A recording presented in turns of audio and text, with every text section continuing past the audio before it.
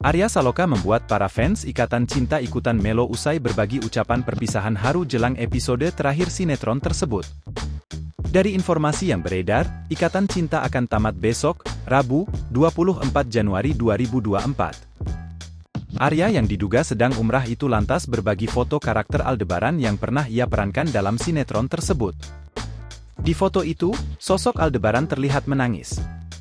Saat itu, Arya dirias dengan wajah penuh brewok dan rambutnya gondrong. Itu merupakan episode di mana Arya kembali pasca keluar dari sinetron itu. Dalam unggahan terbarunya, Arya mengucapkan terima kasih.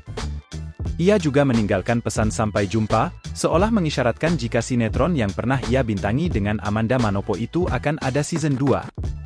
Sayangnya, belum diketahui pasti soal kebenaran dari adanya season 2. Terima kasih Ikatan Cinta. Sampai jumpa kembali, tulis Arya Saloka lewat story Instagram.